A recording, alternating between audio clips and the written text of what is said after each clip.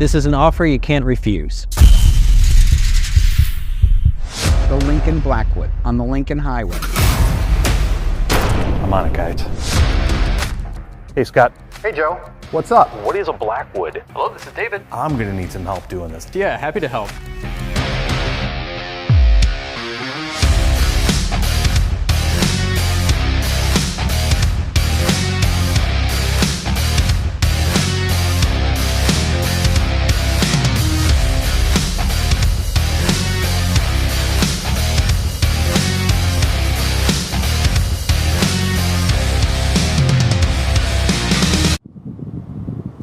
Man, I'm really ready for a tailgate. You know, now we might be on to something with the Blackwood.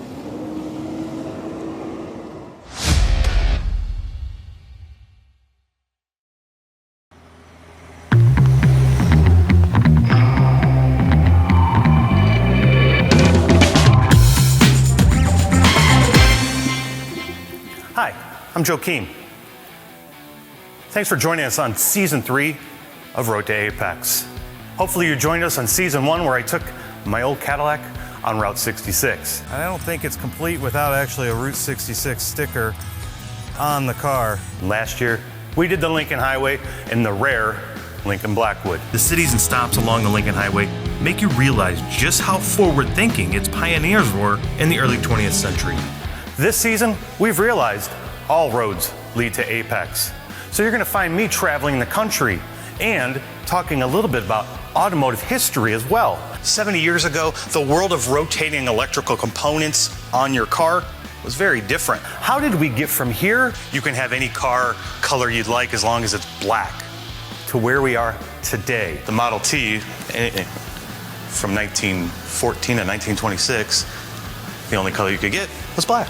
This season, I'll be joined with a host of my friends from last season as well, including David Sickels. So where is all this going? How big does Chris think the electric vehicle segment here in North America is really going to get? And Scott Shriber. I am right now standing in the parts department.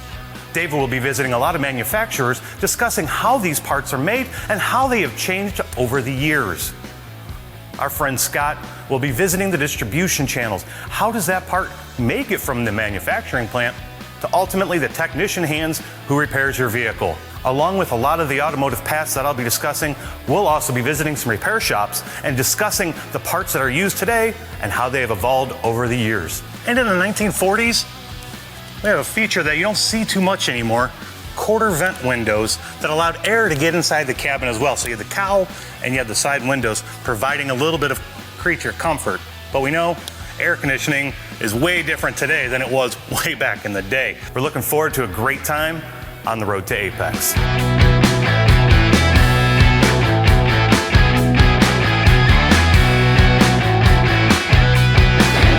So David Sickels is at a manufacturing plant right now. Let's go ahead and find out what he's up to and what we can expect to find out from him on this season of Road to AAPEX.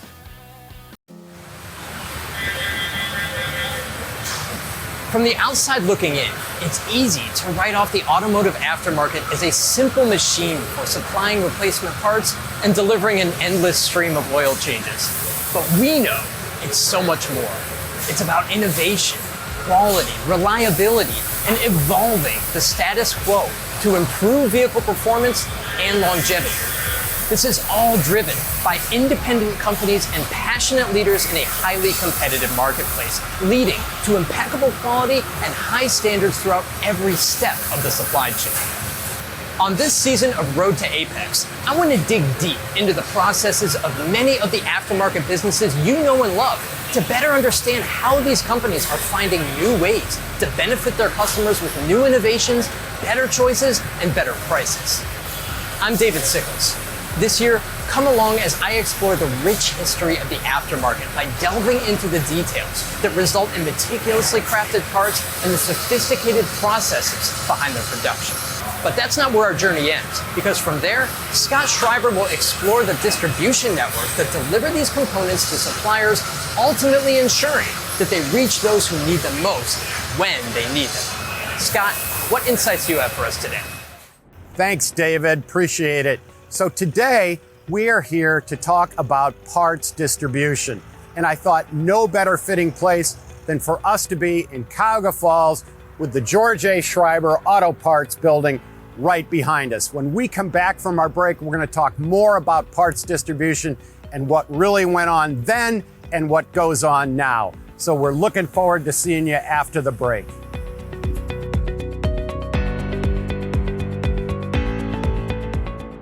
Introducing Nexa Motion Group, a family born to unite the most innovative businesses and brands in the automotive aftermarket. Here at NMG, we're not just changing the game, we're revolutionizing it by bringing together TransStar Industries and top auto care experts. We're committed to delivering everything you need for aftermarket success, from top-notch parts distribution to a cutting-edge e-commerce platform. Moving forward, with the Nexa Motion Group, where cutting-edge innovation unites with exceptional service and quality products.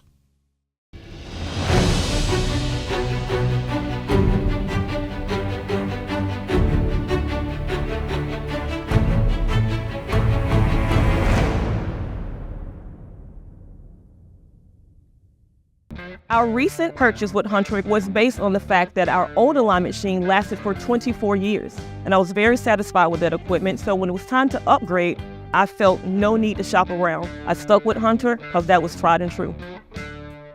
Since 1927, AP Emissions has been your source for complete exhaust innovation. We're your one-stop shop for the exhaust brands you know and the quality you trust. Visit apemissions.com. The entire weight of today's vehicle is supported on a surface smaller than a credit card, inside the wheel hub assembly. With so much riding on it, why would you use something other than OE quality replacement parts? OE quality, premium product. BCA bearings by NTN.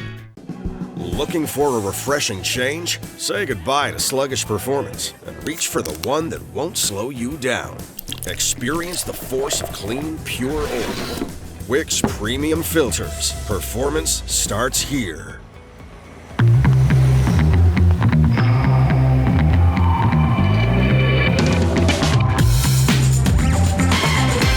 All right, here we are in Cuyahoga Falls, where it all started for me at the George A. Shriber Auto Parts Company and Machine Shop. Distribution has changed a lot over the years, and during this series on Road to AAPEX, we're going to wind our way through the past on how distribution used to work and how it works today, because there's been so many technological changes. This is where I cut my teeth. Our competitor, Napa Auto Parts, was just 15 storefronts up there, but the landscape has changed tremendously. The jobs remain the same. The jobs that I did right here in the machine shop, those dirty jobs that keep the 250 million vehicles on the road today that the automotive aftermarket are responsible for. So I'm really looking forward to it. It's going to be a great series. So that's a brief look at what we're going to be looking at Road to AAPEX this year. It's going to be really exciting. Can't wait for you to be with us. And now I'm going to TO it back to Joe. Thanks, guys. Along with David and Scott, I'll have a host of other automotive professionals joining us along our route. Remember, we might not have a car this year or a route to take, but trust me, I'm going to be all over the country exploring the past and the future. Remember, all roads lead to AAPEX. See you there. We are MPA, Motor Car Parts of America, a global manufacturer of light and heavy-duty rotating electric, brake parts, wheel hubs and bearings, turbochargers, and electrical component testing. MPA, the global leader for parts and solutions. The entire weight of today's vehicle is supported on a surface smaller than a credit card, inside the wheel hub assembly. With so much riding on it, why would you use something other than OE quality replacement parts? OE quality, premium product. BCA bearings by NTN.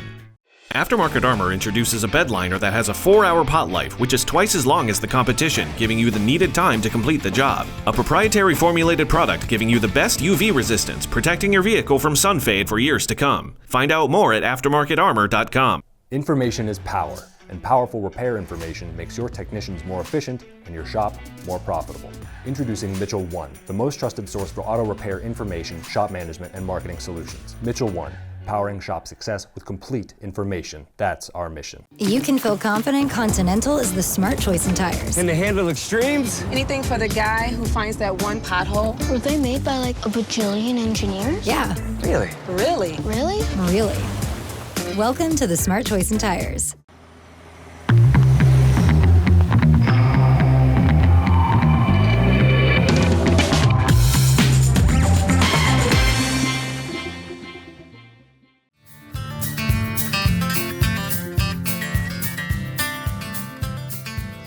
You can almost hear the ding ding as you drive over the hose, alerting the attendants that you had arrived. And it wasn't just about getting gas in the 1940s, they were checking your oil, checking the air in your tires, checking washer fluid, giving the car a little bit of a once-over. We don't see that very often today. I don't think there's hardly any full-service gas stations, which to me is a shame, because you still should be opening up your hood and taking a look at all those fluids, even if we want to consider it maintenance-free, which, as a tech, no, doesn't happen anymore. But Texaco, this is what it would have looked like in 1940. You would have pulled up to these giant pumps, and everybody would have been taking care of your car for you. And Texaco, they've been around since 1902. They started off as the Texas company. Kind of weird. Texaco didn't come into play until a little bit later. Back in the day of telegrams, someone had abbreviated it, Texaco. Well, that became the nickname because back in the day when you did telegrams, you wanted to save on letters because it cost you money for every single letter. So Texaco kind of became the nickname. It wasn't adopted as their full name and really changed until 1959. But Texaco's been around a long time. At one point, they were on 50 states, all of them. Maybe not quite as much today, but you'll still see Texaco all over the globe. 1932 is when they introduced the Fire Chief gasoline. 1938, we got a little bit more higher octane with the Sky Chief. These were your higher octane gases that they introduced. Of course, a little different, they contained lead. We all know today's cars and today's gasoline is unleaded and it's made very, very differently as opposed to the way it was in the 1930s and the 1940s. If you remember in season 1 when I was driving that Cadillac across Route 66, I stopped at a Texaco station just like this as well. They did the same thing there, took care of the cars, and that city, of course, White, Illinois, has kept that Texaco station alive and running, just like my friend over here, Jeff Smith, and his shop. Join us this season as we visit the past, present, and the future of automotive parts, automotive manufacturing, and the distribution involved to keep cars like this one behind me running.